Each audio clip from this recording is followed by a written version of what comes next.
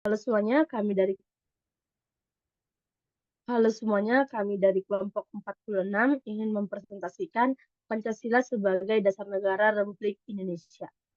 Di mana kami beranggotakan dengan saya sendiri, Ayu Huta Soid dengan NIM 11S23015, Rahel Pasaribu dengan NIM 11S23016, Sifra Tambun dengan NIM 11S2317.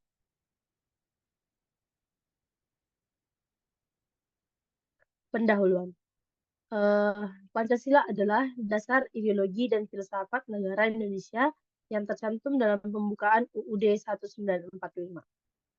Nilai-nilainya meliputi ketuhanan, kemanusiaan, persatuan, kerakyatan, dan keadilan sosial.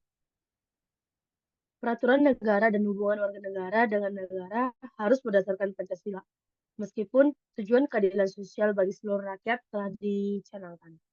Realisasinya masih belum sesuai harapan. Tantangan ini menjadi tanggung jawab generasi muda, terutama mahasiswa, untuk berpartisipasi dalam mewujudkan cita-cita negara berdasarkan Pancasila. Oleh karena itu, perlu pemahaman akademik yang lebih dalam tentang Pancasila melalui pendidikan formal.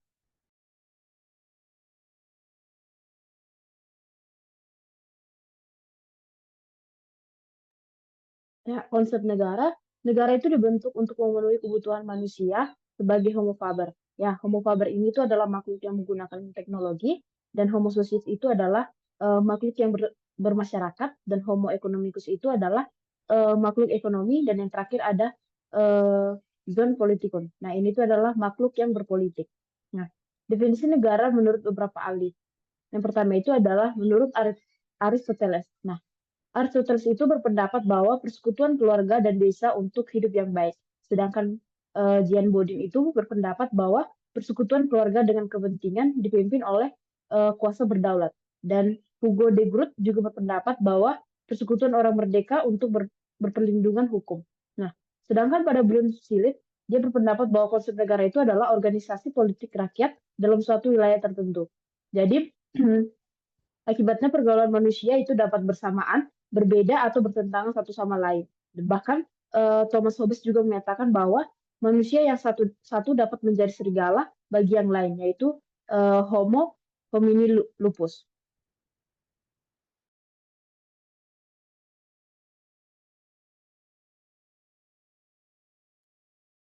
Nah, selanjutnya kita masuk ke tujuan negara.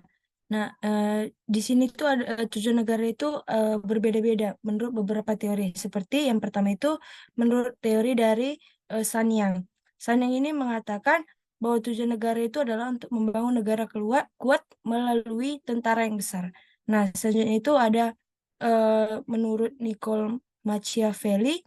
Nah, di sini tuh dia mengatakan bahwa tujuan negara itu adalah untuk mempertahankan kekuasaan dan memperkuat posisi penguasa dari ancaman eksternal maupun ancaman internal. Nah, yang terakhir ada tujuan negara menurut Friedrich Nietzsche. Dia itu mengatakan bahwa tujuan negara itu adalah untuk mencapai Übermensch atau manusia sempurna.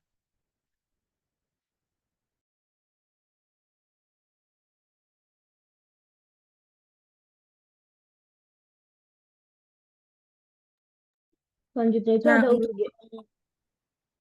selanjutnya itu ada urgensi dasar negara. Di sini eh, dasar negara itu adalah identik dengan ground norm atau norma norma dasar atau Recht Saidi cita hukum dan Stat Saidi cita negara, lalu ada filosofis Grundslag atau dasar filsafat negara. Nah, fungsi dasar negara itu yang pertama adalah untuk dia itu sebagai landasan dalam membentuk dan menyelenggarakan negara. Yang kedua, dia itu dasar negara itu sebagai sumber dari segala sumber hukum negara menurut Hans Kelsen. Nah, sifat dari dasar negara ini dia itu adalah permanen dan mengarahkan hukum pada cita-cita masyarakat. Nah, perbedaannya itu adalah dasar negara bersifat tetap, sementara perundang-undangan itu fleksibel dan bisa dia itu bisa berubah-ubah.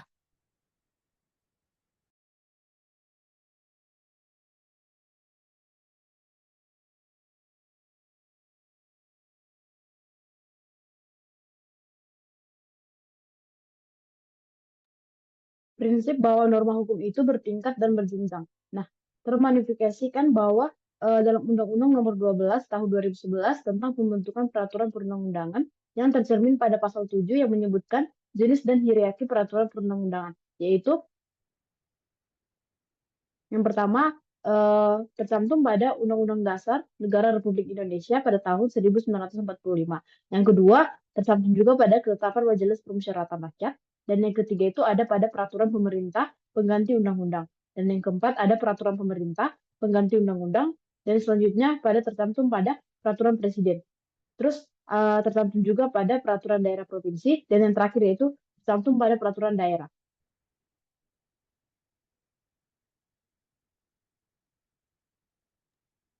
Nah, selanjutnya itu ada beberapa sumber. Yang pertama itu sumber yuridis. Untuk sumber yuridis ini sendiri mengatakan yang pertama Pancasila sebagai dasar negara termaktub dalam pembukaan Undang-Undang Dasar 1945. Yang kedua, penegasan melalui ketetapan MPR nomor XV MPR 1998 dan Undang-Undang Nomor 12 Tahun 2011. Yang ketiga, setiap peraturan perundang-undangan harus sesuai dengan nilai-nilai Pancasila. Yang selanjutnya itu ada sumber historis. Yang pertama dalam sidang BPU PKI, Soekarno itu menyatakan atau menyampaikan bahwa Pancasila itu sebagai dasar negara tepat pada tanggal 1 Juni 1945. Nah, yang kedua, Soekarno juga menyebutkan eh, eh, bahwa Pancasila ini sebagai filosofis Grundslag atau Weltanschauung atau pandangan dunia.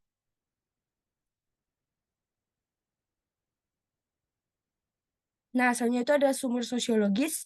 Yang pertama, nilai-nilai Pancasila, yaitu yang pertama itu adalah nilai ketuhanan, artinya itu fundamental etika bernegara. Yang kedua ada kemanusiaan, yaitu etika politik universal. Yang ketiga ada kebangsaan, prinsip dan visi kebangsaan yang kuat. Yang keempat ada kerakyatan, demokrasi musyawarah dan mufakat.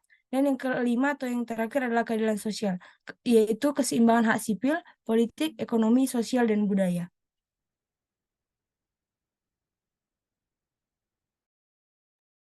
Sumber politis. Nah, pada sumber politis itu yang pertama adalah Pancasila sebagai asas dalam sistem demokrasi konstitusional, yaitu yang tercantum pada pasal 36 Jo, pasal 1 ayat 2 Undang-Undang Dasar tahun 1945. Yang kedua, sumber politis itu menjadi landasan etik dalam kehidupan politik bangsa.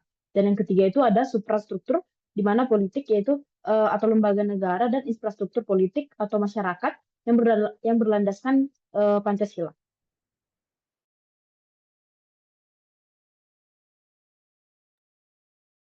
Kesimpulan, Pancasila menjadi dasar ideologi, filsafat, dan sumber hukum yang permanen bagi penyelenggara negara Indonesia. Pancasila juga merupakan sumber dari segala sumber hukum yang mendasari hierarki peraturan dari Undang-Undang Dasar 1945 hingga peraturan daerah. Yang ketiga, Pancasila ditegaskan sebagai yuridis dalam Undang-Undang Dasar 1945 berakar historis dari usulan Soekarno, mencerminkan nilai-nilai sosiologis atau ketuhanan, kemanusiaan, kebangsaan, dan menjadi landasan etis dalam kehidupan politik. Yang keempat, Pancasila memandu kebijakan republik dan aktivitas politik untuk mewujudkan pemerintah yang adil, bersih, dan berkeadilan.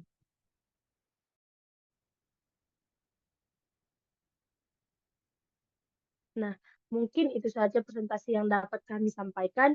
Jika ada kesalahan dalam penyampaian, kami mohon maaf. Terima kasih.